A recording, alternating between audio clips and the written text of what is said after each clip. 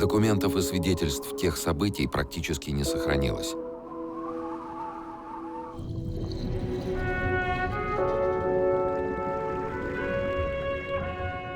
Фотографии, письма, телеграммы, приказы, сводки и донесения — почти все оказалось на дне Финского залива.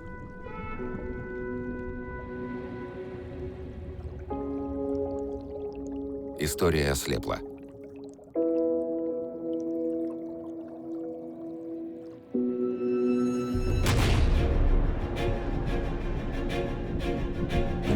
Марта 1917 года мир облетела ошеломляющая новость. Русский император отрекся от престола. В России революция. В Кронштадте, главной базе Балтийского флота, матросы расстреливали адмиралов, капитанов, командиров кораблей и мичманов. В самый пик революции 3000 кронштадтских моряков захватили 2-миллионный Петроград и удерживали город до полной победы большевиков.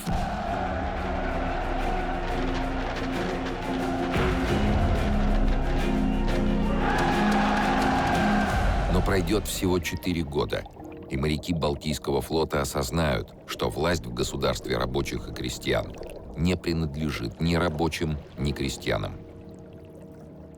В марте 1921 года мир снова услышит слово «Кронштадт».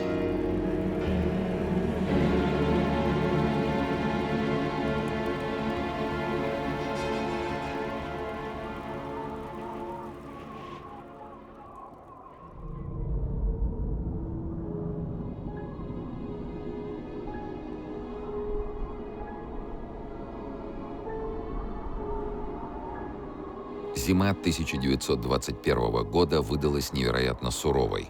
Казалось, так холодно в Петрограде не было никогда. Угля или керосина уже давно было не достать. Дрова же выдавали по разнарядке. Разжиться топливом можно было разве что при разборке деревянных домов.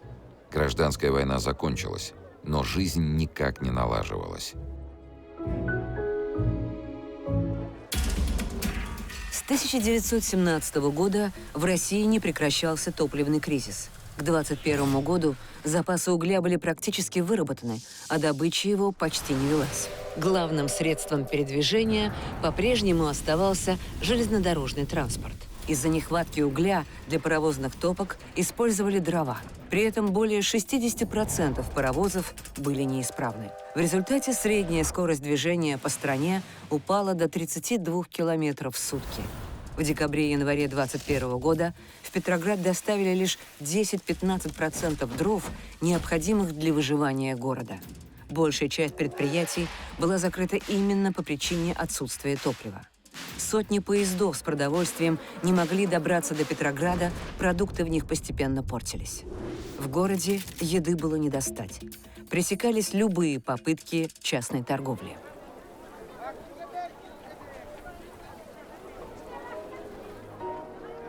Чтобы добыть хоть немного продуктов, Наталье Константиновне пришлось нести на черный рынок свои серьги. Жена генерала Козловского не скопила фамильных драгоценностей.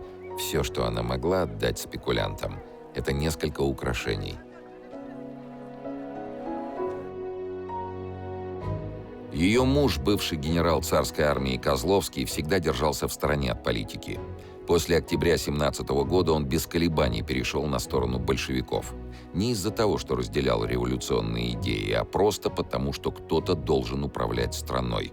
И вместе с 2 старшими сыновьями вступил в Красную армию. Генерал-майор, командующий артиллерией Александр Николаевич Козловский. Как и многие профессиональные военные, в ходе гражданской войны был привлечен большевиками как военный специалист. Из 200 тысяч офицеров бывшей императорской армии 75 тысяч служили у красных и 50 тысяч у белых. К 1920 году из 20 командующих Красной армии 17 в прошлом были царскими офицерами. Из 100 командармов – 82. Все начальники штабов дивизий, армии и фронтов также были из офицеров. На Балтийском флоте в 1921 году военные специалисты составляли 66% всего командного состава. Хотя отъезды на службу давно стали привычными, Козловского не покидало дурное предчувствие. Он остро тревожился за родных, которые оставались в холодном Петрограде, и сегодня был с ними особенно ласков. За столом собралась вся семья. Старший сын Николай служил в артиллерийской академии. Константин и Дмитрий учились на военных курсах. Младший, Павел, еще не закончил школу, а 12-летняя Лиза, Люля, как ее называли домашние, вместе с мамой Натальей Константиновной преподавала в детском доме иностранные языки. Даже в эти дни, когда весь обед состоял из одной картофелины на человека, дочь умудрялась приберечь для отца в дорогу кусочек драгоценного сахара. Сам Александр Николаевич мечтал лишь об одном – спокойно дослужить последний год и выйти в отставку, чтобы уже не расставаться с любимой семьей. Но пока Козловскому предстояло отправиться на 2-недельное дежурство в Кронштадт, где он занимал должность начальника артиллерии.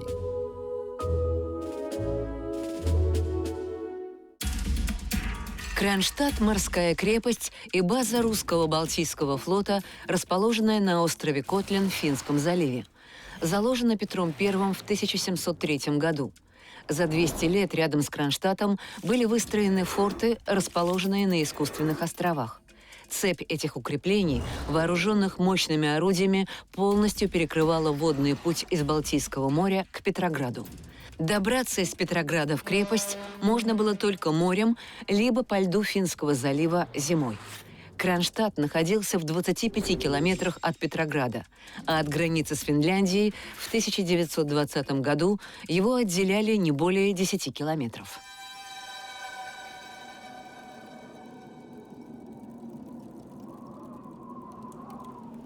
В начале 21 года Кронштадт был, пожалуй, самым безопасным местом в России. Пока во всей стране царил голод и бушевала гражданская война, крепость жила относительно мирно и исправно снабжалась всем необходимым. Матросы вели себя здесь не так, как в Петрограде. Заношенные бушлаты всегда были плотно застегнуты. Сапоги, пусть латанные, блестели. Матросы отдавали честь как положено, вытягивались в струнку. Здесь они прежде всего оставались людьми флотской службы, которые твердо знали, корабль, на котором нет порядка, обречен. Если в Петрограде по-прежнему не хватало продовольствия и топлива, то в Кронштадте имелись и продукты, и уголь. Служба на кораблях и в фортах велась исправно. В свободное от службы время матросы организованно сидели на лекциях по истории искусства, пели в хоре в Доме творчества и ходили в театр.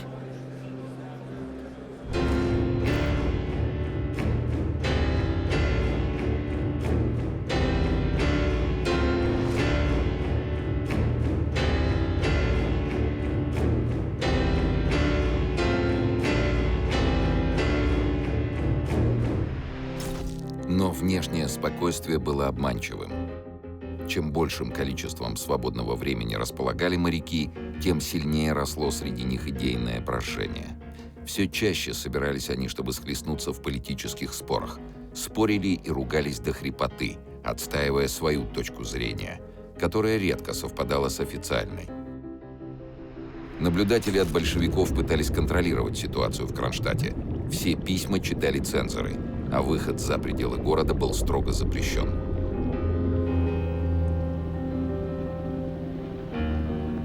Большевикам было чего опасаться. Революционные настроения всегда были популярны на флоте. Матросы часто выступали против. Не за, а против. Против чьих бы то ни было привилегий и против любой власти. До революции эти настроения подогревались еще и резкой социальной разницей между матросами, выходцами из крестьян, и офицерами, как правило, представителями бывшего дворянства. Как следствие, в Кронштадте вспыхивали восстания в 1905 и 1906 годах, затем в 1917. Матросы всегда были активными участниками революционных событий и всегда со своей правдой. Во время Октябрьской революции они боролись не столько за большевиков, сколько против Временного правительства. В гражданскую сражались не за социалистическое государство, а против восстановления старых порядков. А теперь и нынешний большевистский режим воспринимали как предательство революционных идеалов. Многие матросы разделяли принципы анархизма. Анархизм – политическое течение, отрицающее власть государства. Анархисты принимали активное участие в революции, и многие из них впоследствии примкнули к большевикам, став героями гражданской войны. Особой популярностью анархизм пользовался на флоте. Идея самоорганизации была близка и понятна вольнолюбивым матросам. Впоследствии ход кронштадтского восстания описал матрос Степан Максимович Петриченко. Его воспоминания не взгляд стороннего наблюдателя. В трагических событиях тех дней самому Петриченко было суждено сыграть решающую роль.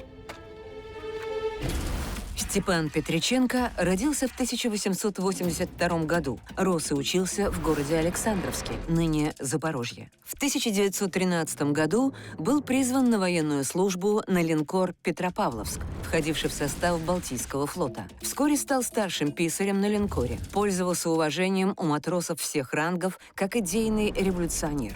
Петриченко всегда был в центре матросской жизни. В октябре 17-го он, как и многие другие матросы, с воодушевлением воспринял идеи большевиков о всеобщем равенстве, о том, чтобы отдать заводы рабочим, а землю крестьянам.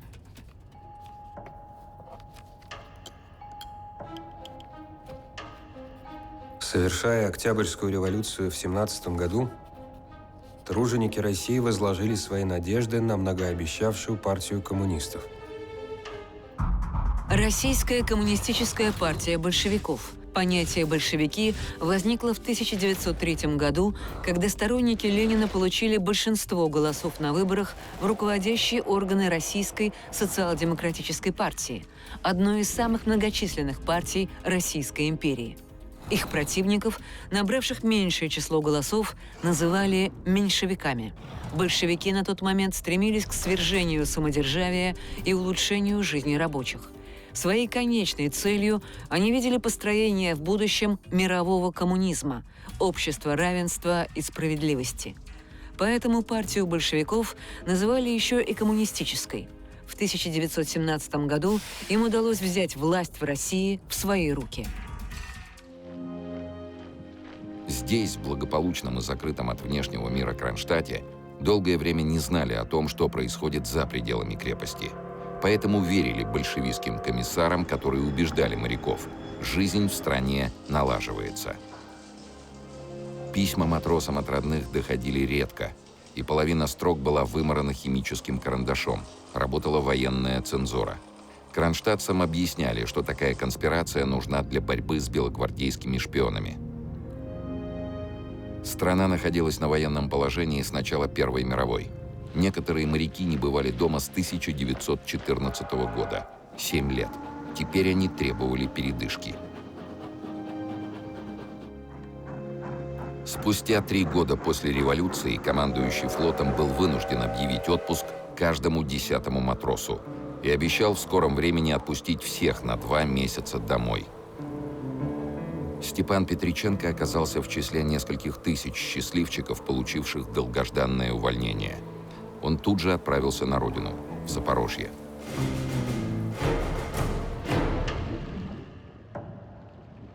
То, что Петриченко там увидел, мигом его отрезвило. Равенство и справедливость оказались всего лишь звонкими лозунгами, за которыми скрывалась неприглядная правда.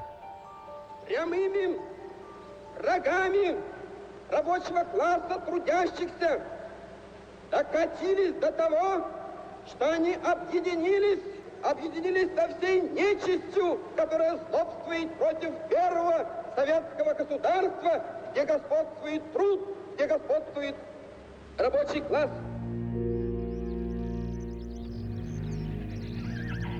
Выяснилось, что земельный надел, который получили крестьяне, принадлежит вовсе не им, а государству.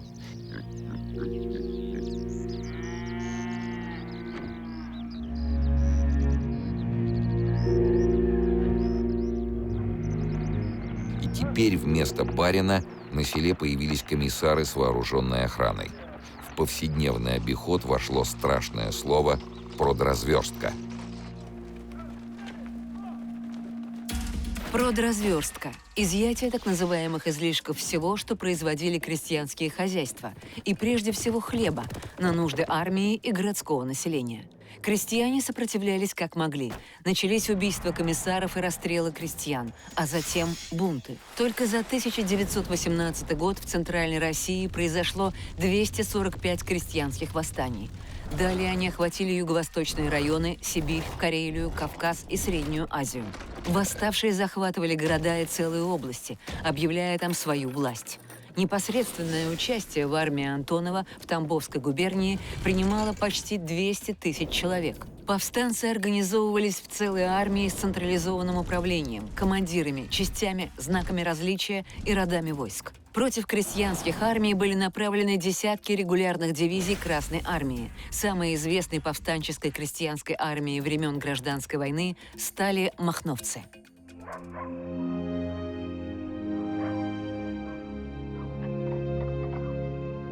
Родина Степана Петриченко, Запорожье, стала центром восстания, которым руководил Нестор Махно, самый известный анархист в российской истории. Почти половина местных жителей ушла в его отряды.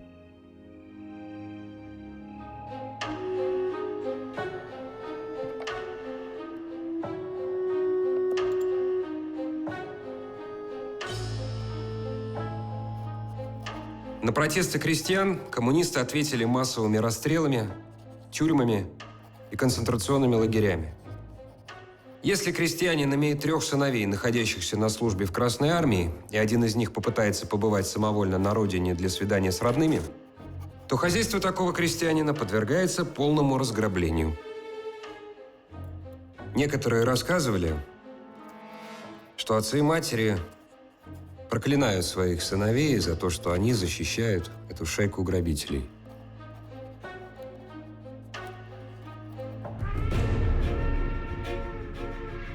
Кронштадтские матросы, чьи семьи жили в Поволжье, на Дону и Урале, вернулись из отпуска в ярости и отчаянии. Из-за опустошительных набегов продотрядов начался голод, который выкашивал целые деревни. Многие даже не успели застать своих близких в живых.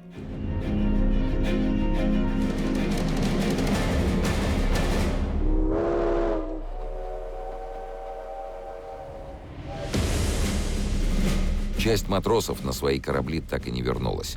Для власти они стали врагами, которые предали революцию.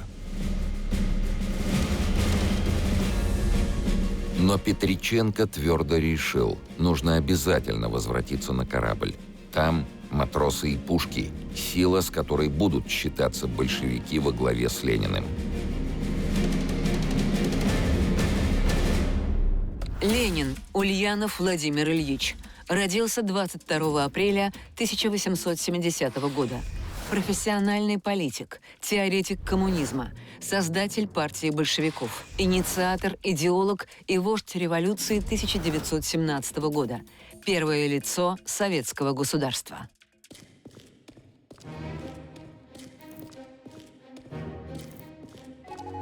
Телеграмма. Срочно. Ленин Петроградскому совету. Крестьянские восстания, несомненно, являются только началом широкого мелкобуржуазного движения против пролетариата. Пролетарские массы в данный момент в таком состоянии, что и сами при дальнейшем ухудшении положения неизбежно выйдут из-под влияния Компартии и даже могут выступить против советской власти.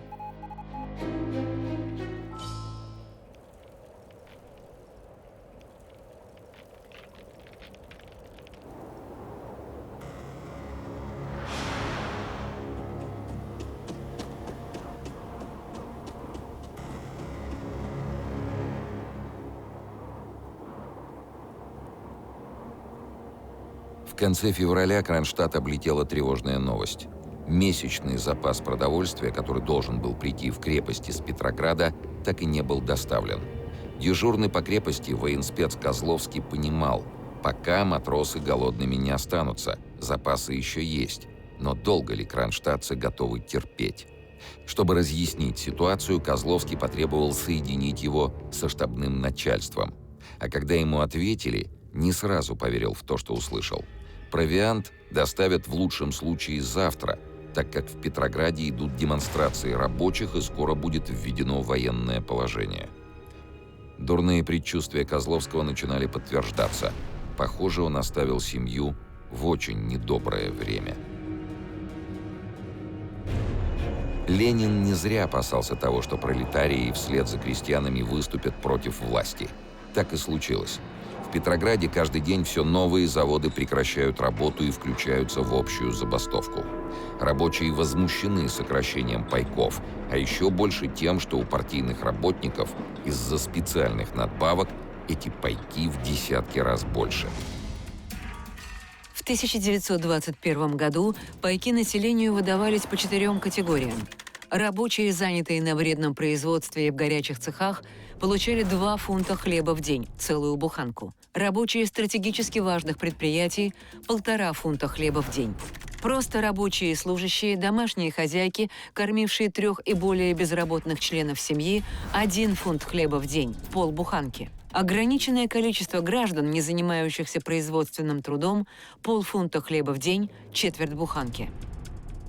Доставка продовольствия в некоторые дни не производилась совсем. На стихийных рынках за буханку хлеба отдавали фамильные драгоценности. Деньги окончательно обесценились.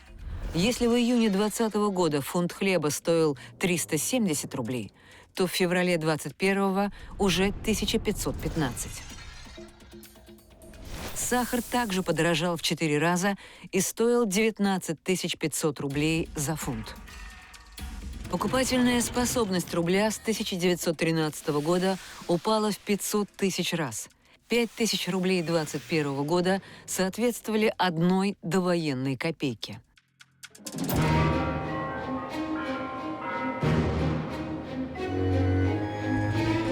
Телеграммы из Петрограда и других городов становились одна тревожнее другой. Москва в Смольной.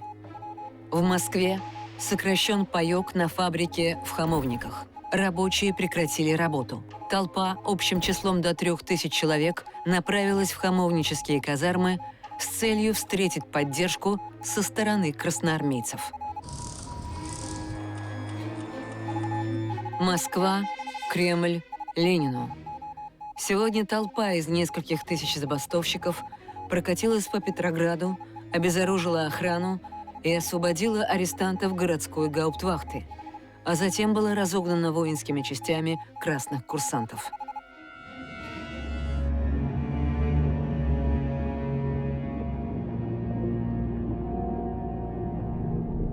Все это напоминало предреволюционный февраль 1917-го. Тогда, как и сейчас, стояла аномально холодная зима, и в городе не было хлеба. И демонстрации тоже поначалу успешно разгоняли. Только вместо красных курсантов это делали юнкера, воспитанники императорских военных училищ. За 4 года после революции население Петрограда сократилось с 2 300 000 человек до 700 000, более чем в 3 раза. Если в 17-м на заводах города работало 400 000 человек, то в 21-м – 89 000. Количество работающих заводов неуклонно сокращалось из-за нехватки топлива. 11 февраля 1921 года Петросовет принял решение закрыть 93 предприятия. Заседание самого Совета заканчивалось в полной темноте. Прекратилась подача электричества. В Кремле хорошо понимали опасность большого восстания в Петрограде и делали все, чтобы его предотвратить. В городе объявили военное положение. Рабочих активистов увольняли, а некоторых вывозили из города или сажали под арест. В первую очередь арестовывали уличных демонстрантов и тех, кто критиковал власть на заводских митингах. В последние дни февраля за решеткой оказалось около 500 рабочих и представителей профсоюзов. При облавах были задержаны тысячи жителей города, многие из которых входили в оппозиционные партии и группы. В демонстрациях участвовали даже солдаты Петроградского гарнизона. Те воинские части, которые не вызывали доверия у власти, разоружили и заперли в казармах. Ходили слухи, что у солдат отобрали сапоги, чтобы они не могли выйти на улицы.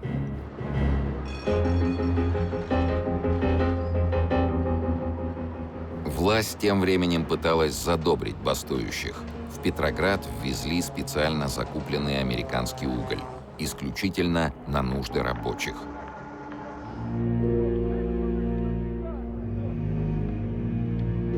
«6 марта в Москве должен был открыться 10-й съезд Коммунистической партии. То, что на нем собирались обсуждать, было строго засекречено и известно только нескольким людям в партии и шифровальщикам-телеграфистам. К концу февраля 1921 года большевики явственно ощутили, что их власть висит на волоске. Ситуация накалялась. Из разных концов страны приходили сообщения о новых крестьянских выступлениях. Забастовки охватили не только Петроград, но и Москву и другие промышленные центры. Многие в большевистском руководстве считали, что одним лишь усилением репрессий делу не поможешь. Чтобы сохранить власть, партийный курс необходимо менять, и менять кардинально. Поэтому на предстоящем съезде Ленин планировал принять новую экономическую политику, ввести специальный продовольственный налог для крестьян взамен губительной продразверстки, разрешить свободную торговлю, передать некоторые предприятия в частные руки. Однако большевики не собирались объявлять о готовящихся реформах. Сначала партийные руководители должны согласовать на съезде свои позиции. Страну ждали большие перемены, но нигде, ни в Петрограде, ни в Кронштадте, об этом не подозревали. Подвоз продовольствия в Кронштадт так и не был восстановлен. Случай небывалый. Флотские старожилы говорили, что такого не происходило с 1917 года. Как бы ни складывалась ситуация в стране, провизию сюда всегда доставляли вовремя. Да и вообще флот традиционно кормили наилучшим образом. Кронштадтцы не догадывались. Их обделили продуктами для того, чтобы снабдить другие города. О событиях в Петрограде матросы не знали ровным счетом ничего. Увольнения недавно были снова запрещены. А когда, наконец, сюда дошел слух, что в городе расстреливают рабочие демонстрации, матросы решили, что дальше оставаться в бездействии нельзя. События стали расти как снежный ком после небольшого ЧП. Утром Козловский приказал арестовать пьяного матроса с линкора «Севастополь». Подобные эксцессы в Кронштадте были редкостью. Дух неповиновения уже носился в воздухе. И это беспокоило Козловского не меньше, чем судьба оставшейся в Петрограде семьи. Началось стихийное собрание. Матросы потребовали отпустить дебошира на поруки. Этим дело могло и кончиться. Но тут появился Петриченко и произнес речь о крестьянской войне и новой революции, теперь уже против большевиков. Степан Петриченко и его соратники открыто говорили матросам: коммунисты не сделали жизнь крестьян и рабочих лучше. Они лишь принесли страдания и смерть семьям моряков. Волна возмущения поднялась по всей крепости. Партийных лекторов и комиссаров, направленных в Кронштадт большевиками, слушать уже не хотели и со свистом сгоняли с трибун. А идея создания общества, которое не нуждается в контроле, становилась все более и более популярной.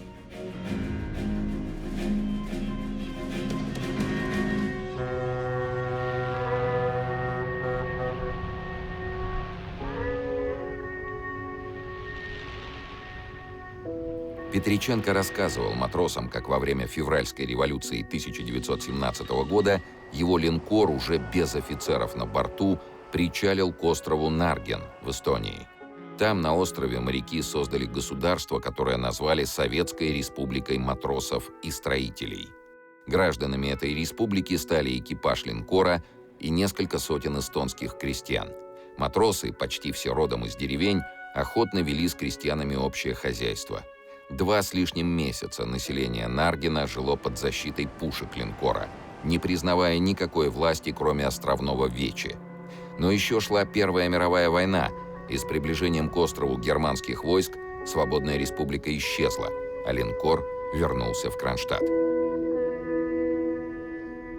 За считанные минуты собрание переросло в настоящий политический митинг. Идея республики матросов и крестьян воодушевила молодых моряков. Разошлись только с вечерним разводом караулов. Об этом событии в Петрограде узнали той же ночью.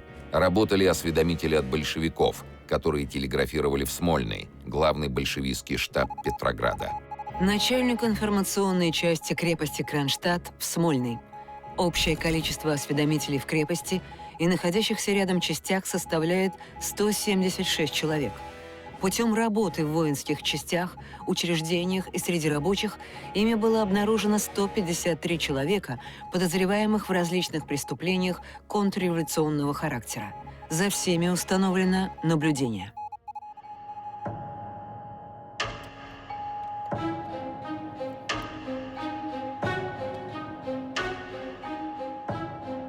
«27 февраля сего года на линейных кораблях Петропавловск и Севастополь произошли стихийные митинги, на которых была избрана делегация в Петроград.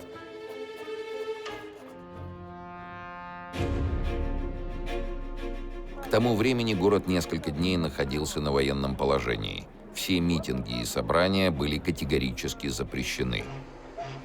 Но благодаря тому, что продовольственная проблема была временно решена за счет отъема провизии у тех же кронштадтских матросов, широкое народное недовольство удалось погасить.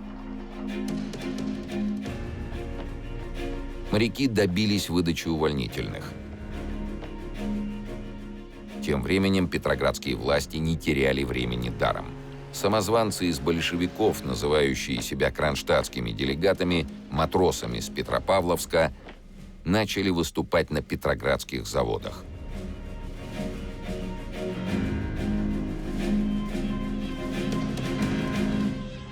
Они угрожали рабочим.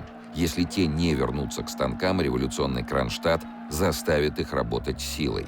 Разогнав самозванцев, настоящие кронштадтские делегаты собрали несколько заводских коллективов и пообещали им защиту. Окольными путями удалось выяснить, что за несколько последних дней в застенках оказалось уже около 2000 рабочих.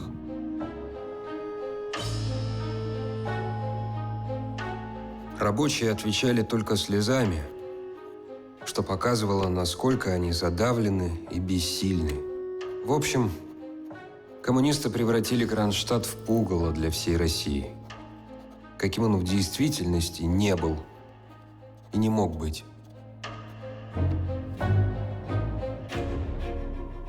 Как только Степан Петриченко и делегация матросов вернулись в Кронштадт, они сразу перешли к активным действиям. На общем собрании было принято решение поддержать рабочий протест и выдвинуть свои требования Совету народных комиссаров и лично Ленину. Петриченко подготовил и прочитал на собрании резолюцию, направленную большевикам. Немедленные перевыборы тайным голосованием всех органов управления государством. Свобода слова и печати, свобода собраний, упразднение политотделов, так как ни одна партия не может пользоваться привилегиями для пропаганды своих идей. Ликвидация заградительных отрядов. Свобода для крестьян использовать свою землю и наемный труд. Когда резолюция была озвучена, атмосфера на собрании накалилась. Большевики, находящиеся в крепости, пытались возражать, но матросы их освистали.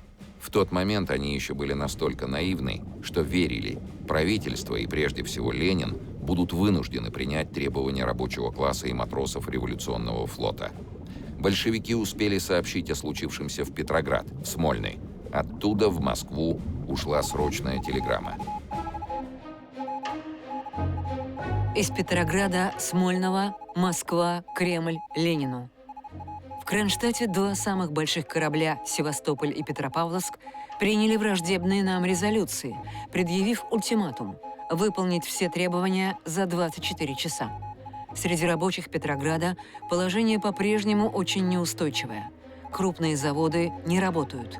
Предполагаем, что восставший Кронштадт скоро перейдет к решительным действиям. Ленин созвал в Москве строго секретное совещание. Даже стенографирование этой встречи не велось. Вместо того, чтобы объявить о проекте экономических реформ и выпустить арестованных рабочих, власти приняли решение подавить матросское восстание в зародыше. Из Западной Сибири спешно был вызван Троцкий. Троцкий Лев Давыдович, практически организатор Октябрьской революции 1917 года, один из создателей Красной армии.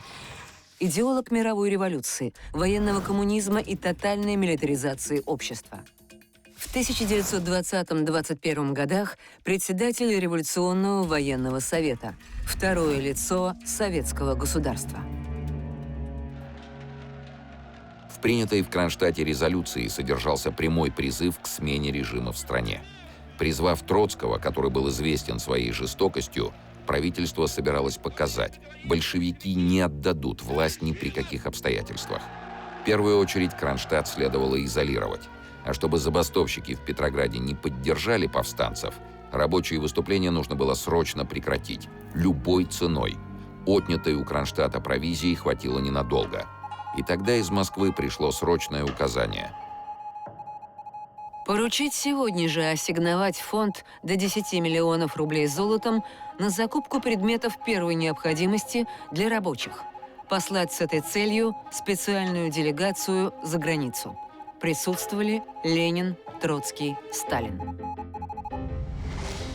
Вскоре в Петрограде и в Москве появились и свежие продукты, и необходимые товары. По личному приказу Ленина рабочим стратегически важных предприятий выдали небывалые пайки – по 2 килограмма мяса, детям – шоколад и сгущенное молоко. Утром 1 марта крупные заводы снова начали работать. Опасности всеобщего восстания, угрожавшего власти большевиков, удалось избежать. Козловскому до конца его дежурства оставалось совсем немного, но принимать у него крепость было некому. Никаких распоряжений из штаба он не получил. Он с нежностью вспоминал дочь, вынимал из кармана шинели коробочку с сахаром, которую маленькая Люля положила отцу в дорогу. Пытался дозвониться домой, предупредить жену, что, вероятно, на пару дней задержится. Дежурство явно затягивалось из-за матросского бунта. Но телефон в петроградской квартире молчал. Козловский вешал трубку, а через несколько минут снова просил телефонистку связать его с Петроградом.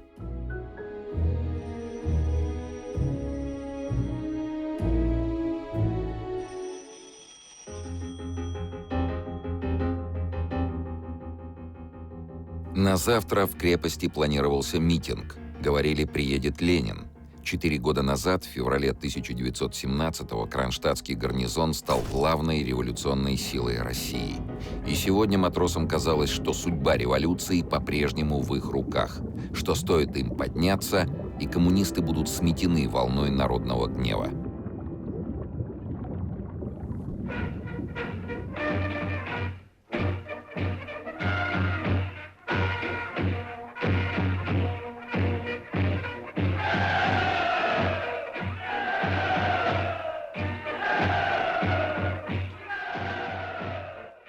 На самой большой в Кронштадте Якорной площади еще не бывало такого скопления народа. Даже в 17-м. Несмотря на мороз, собрался весь свободный от караулов личный состав крепости. Больше 17 тысяч человек. Но Ленин, которого ждали, так и не приехал. Вместо себя он прислал Михаила Калинина, которого называли всероссийским старостой.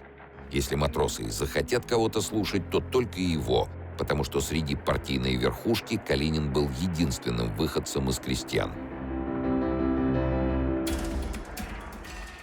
Калинин Михаил Иванович, профессиональный революционер, участник революции 1905 и 1917 годов.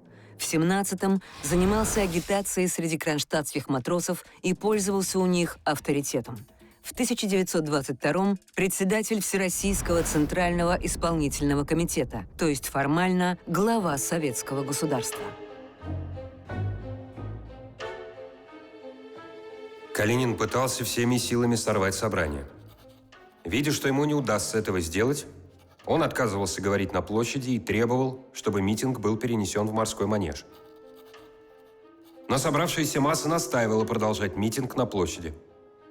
Видя такое единодушие, Калинин сказал: «Кронштадт из себя не представляет целой России, и поэтому мы с ним считаться не будем». Эти слова еще больше взволновали митинг, и было им сказано, что зачем же они все время говорили, что Кронштадт – самый революционный центр, и что он и есть их оплот, и что они всегда опирались на него. На это ответа не было.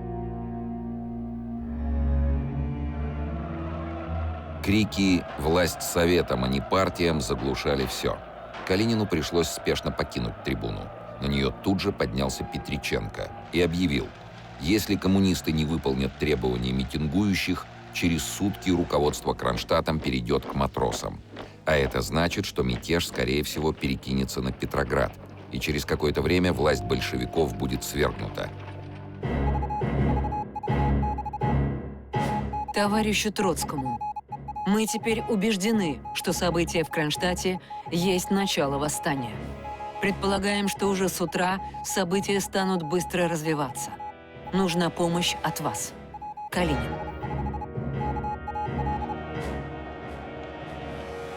К тому времени, когда эта телеграмма была доставлена Троцкому, матросы уже взялись за оружие.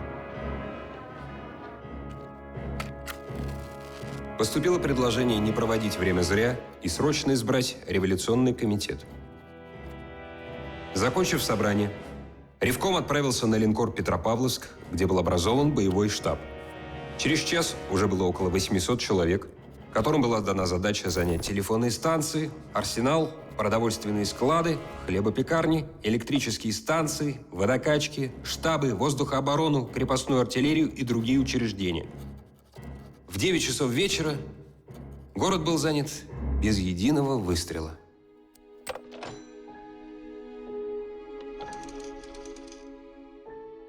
В этот же день на первое заседание революционного комитета пригласили всех бывших царских офицеров, которые служили в Кронштадте. Ждали начальника артиллерии Козловского, но он не пришел. Как выяснилось, сменившись, наконец, с дежурства, он собрался в Петроград к семье. Но на выходе из крепости его остановили матросы и сообщили: в Кронштадте объявлено военное положение, и город закрыт. 2 часа он провел в караульном помещении, не снимая шинели. Дозванивался до родных. Но трубку в квартире на Надеждинской так никто и не взял. Тогда Козловский позвонил в телеграфный отдел и попросил передать записку своей жене Наталье Константиновне. «На некоторое время задерживаюсь на службе. Не волнуйся, скажи Люле, что я ее очень люблю. Она это знает». Телеграфист пообещал передать записку. А в это время на его столе уже лежал текст экстренной телеграммы. Совершенно секретно, весьма срочно. От предреввоенсовета товарища Троцкого. В штаб Западного фронта, командующему фронтом Тухачевскому. В Кронштадте мятеж. Будьте готовы при первой необходимости немедленно прибыть в Петроград.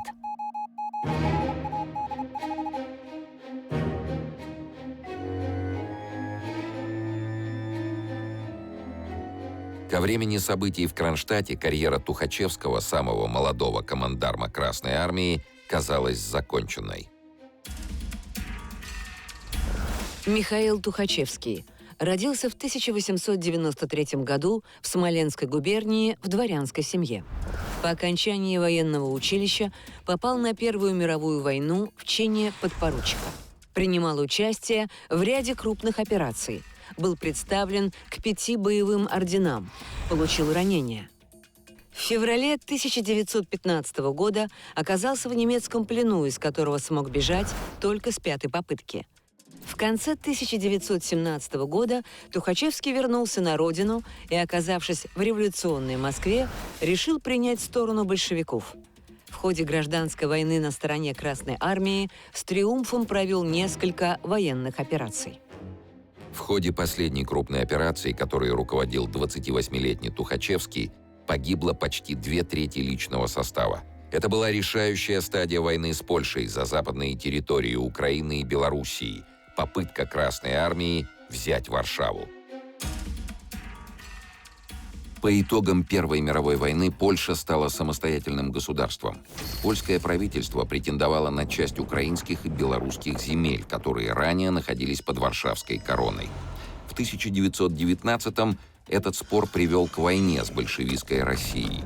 Война шла с переменным успехом, однако главное наступление войск Красной Армии под командованием Тухачевского потерпело сокрушительное поражение. В результате Польша присоединила западные территории Белоруссии и Украины. Тухачевский тяжело переживал и военное поражение, и опалу. Справиться с переживаниями часто помогало давнее увлечение скрипкой, с которой он не расставался даже на фронте. Мало кто знал, что командарм был прекрасным знатоком Бетховена и неплохим скрипичным мастером. Но в эти дни музыка из его комнаты не звучала. Тухачевский понимал, что ему предстоит воевать против матросов, тех, кто еще недавно вместе с ним сражался за революцию. Но для него это был шанс реабилитировать себя в глазах партии после Варшавского разгрома. В эти дни английская «Таймс» уже сообщала: в Москве и Петрограде новая революция. Французская газета «Матен» — восстания в России охватили Псков и Смоленск, а Петроград и Москва уже в руках восставших. В России новое временное правительство. Иностранные журналисты не впервые выдавали желаемое за действительное. Французская газета «Матен» сообщила о восстании матросов в Кронштадте еще 2 недели назад, когда там все было тихо. Но сейчас ситуация изменилась.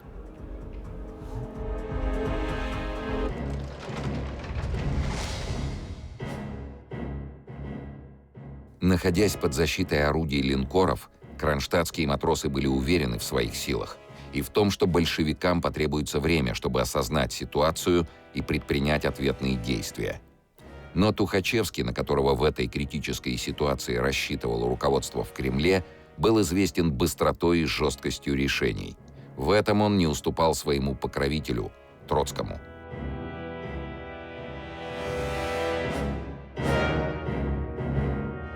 Прибыв в Петроград, Тухачевский начал действовать незамедлительно. Уже в ночь со 2 на 3 марта, согласно его приказу, по городу прокатилась череда новых арестов. На этот раз брали заложников, родных и близких военных специалистов из Кронштадта. То, что зачинщиками восстания на самом деле были простые матросы, тщательно скрывалось. По официальной версии, мятеж на базе Балтийского флота был организован врагами советской власти – белогвардейцами.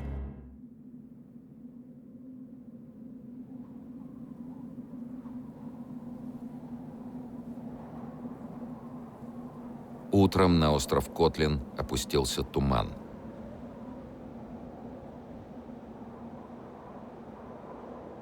Несмотря на изоляцию, в Кронштадт удалось доставить петроградскую прессу.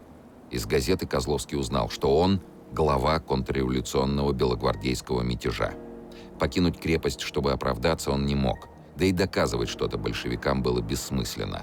Теперь Александр Николаевич уже не имел права держаться в стороне от происходящего. Чтобы спасти семью и себя, оставался единственный способ – возглавить мятеж и победить.